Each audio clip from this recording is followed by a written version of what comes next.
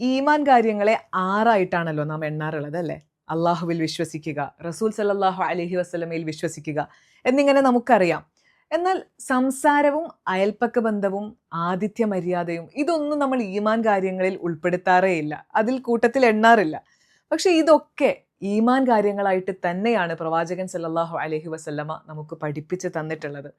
അള്ളാഹുവിലും അന്ത്യദിനത്തിലും വിശ്വസിക്കുന്നവൻ അയൽവാസിയെ ആദരിക്കട്ടെ. മൻ കാന യുഅ്മിനു ബില്ലാഹി വൽ യൗമിൽ ആഖിർ, അവൻ അതിഥിയെ ബഹുമാനിക്കട്ടെ. അള്ളാഹുവിലും അന്ത്യദിനത്തിലും വിശ്വസിക്കുന്നവൻ ഫൽയഖുൽ ഖൈറൻ ഔ ലിയസ്മുത്, നല്ലത് പറയട്ടെ അല്ലെങ്കിൽ മിണ്ടാതിരിക്കട്ടെ. ഇതൊക്കെയും ഈമാൻ കാര്യങ്ങളുടെ അള്ളാഹുവിൽ വിശ്വസിക്കുന്നതിൻ്റെ ഭാഗമാണ് എന്ന് വേണം മനസ്സിലാക്കാൻ.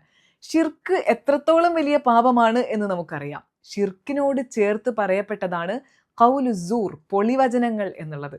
പൊളിവചനം എന്ന് വെച്ചാൽ കള്ളസാക്ഷ്യമാവാം, അള്ളാഹുവിൻ്റെ വചനങ്ങളെ ദുർവ്യാഖ്യാനിക്കുന്നതാവാം, ഖുർആനിലുള്ള പദങ്ങളുടെ വിശാലമായ അർത്ഥങ്ങളും ആശയങ്ങളും ഒക്കെ ഇല്ല എന്ന് പ്രചരിപ്പിക്കുന്നതാവാം, നിരപരാധിയായിട്ടുള്ള ഒരാളെ തീവ്രവാദിയാക്കുന്നതാവാം, മഹാന്മാരായ പണ്ഡിതന്മാരെ അജ്ഞരെന്ന് വിളിക്കുന്നതാവാം.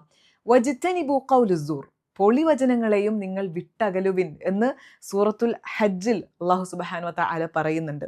ഇസ്ലാം കാര്യങ്ങളും ഇങ്ങനെ തന്നെയാണ്.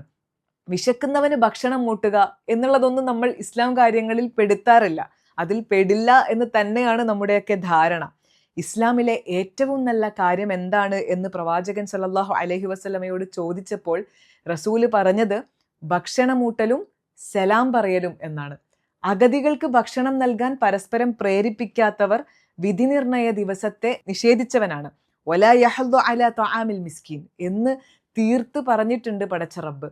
മരണാനന്തര രക്ഷാശിക്ഷകളെ തള്ളിപ്പറയുന്നവനെ നീ കണ്ടിട്ടുണ്ടോ?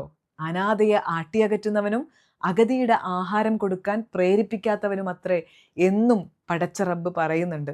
നമ്മുടെ വിശ്വാസവും ഇസ്ലാമും ഒക്കെയും കർമ്മങ്ങളിൽ കൂടെ പ്രതിഫലിക്കുമ്പോഴാണ് പൂർണ്ണമാവുന്നത് എന്ന് മനസ്സിലാക്കണം. നന്മകളിൽ മുന്നേറുന്ന ആളുകളുടെ കൂട്ടത്തിൽ അള്ളാഹു നമ്മളെ ഉൾപ്പെടുത്തുമാറാകട്ടെ.